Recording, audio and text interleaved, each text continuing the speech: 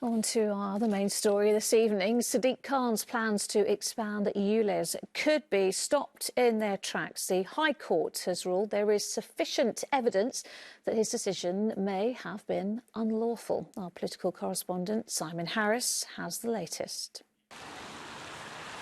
Londoners are divided over Sadiq Khan's plan to expand the ultra-low emission zone. In the most extreme opposition, more than 30 enforcement cameras have been vandalised. But four Tory-controlled London boroughs, Bexley, Bromley, Harrow and Hillingdon, along with Surrey County Council, chose a legal route to challenge the mayor.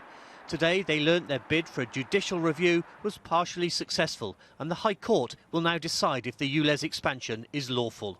Our job clearly now is to try and convince the judge of the merit of the case, and fingers crossed we'll carry the day. But law's a strange thing, as everyone knows, so it's not over till it's over. This is a stepping stone, and we hope to go on from here. The council's challenged the mayor on 5 grounds, but only 2 will be considered by the High Court. That the mayor failed to comply with certain statutory requirements, and there was no public consultation on his £110 million scrappage scheme.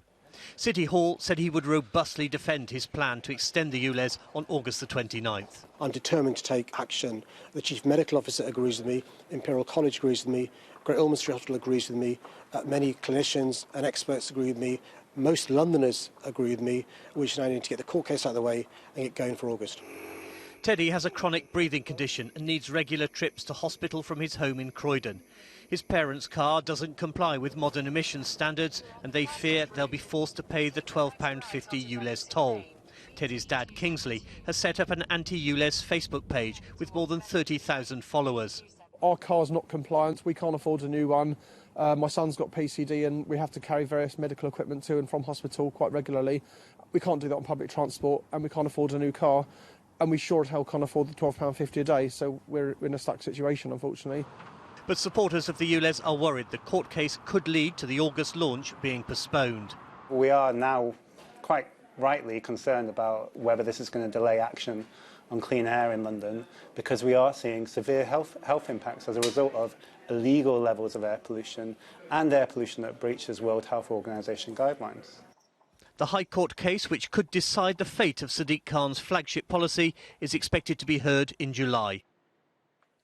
Well, Simon, look, it is a divisive issue, isn't it? But I guess the question is, what happens now? Well, City Hall seem to be trying to play down the significance of today's decision. A source close to the mayor pointed out that 3 of the grounds for a judicial review had been rejected. But that means 2 of the grounds will now be the subject of a full court case to decide whether the ULEZ expansion is unlawful. Now, the mayor might win. We don't know.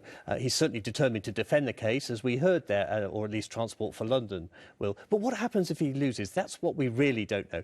Is it possible that he will have time to revise the plan for the ULEZ expansion before the August launch, or will it have to be postponed? Well, Simon, whatever happens, we will be following it. Thank you. Next tonight, the mother of a teenage boy who was stabbed to death outside a primary school in Chingford has told ITV News London the killings have to stop. Chima Asuji was just 17 years old, the 8th teenager to be stabbed in the capital so far this month. Our political correspondent Simon Harris reports. 3 days ago, Donette Thomas got the news every mum dreads. Her teenage son, Chima, had been stabbed to death just a few streets from the family home in Chingford. Today, she went to the spot where paramedics and police tried to save his life. It's only 17, it was, children killing children. When is this going to stop? I just can't believe it. It's my last child, my baby. I just think this has got to stop. Chima Asuji was a student at a college in North London. He was studying music production and hoped to work in the music industry. But on Monday night, he and a friend were chased along Longshaw Road. Chima is thought to have stumbled and was caught. His attackers stabbed him to death. You can see from the flowers, he was such a lovely child. I'm going to miss him. Once you got to know him, he was the best, man. Honestly, it was a good vibe. It's a good energy. Yeah, I'm gonna miss him, man. The whole family is distraught. We can't believe it. We think this is a dream. Why Chima? Why? What did he do to deserve this? Why? I just can't believe it. Police are questioning 3 teenagers about Chima's murder. They're 16, 15 and 14 years old. What happened to Chima is a depressingly familiar story. Recent weeks have seen a worrying spike in knife attacks on teenagers in London, on the streets and on public transport. On Tuesday, 2 teenagers were stabbed and seriously injured on a platform at Stratford Station. The full horror unfolded in front of commuters on a train which pulled in. You could see they had medical screens up for privacy, and there were paramedics treating 1 or 2 people, looked quite intensively, and a lot of police there as well, and the train didn't stop and just pulled straight through. 8 teenage Londoners have been stabbed in the last 10 days. Some were seriously injured, but in Chima's case, his wounds were fatal. On the pavement where he died, one of his sisters sat lost in her thoughts. Simon Harris, ITV News, Chingford.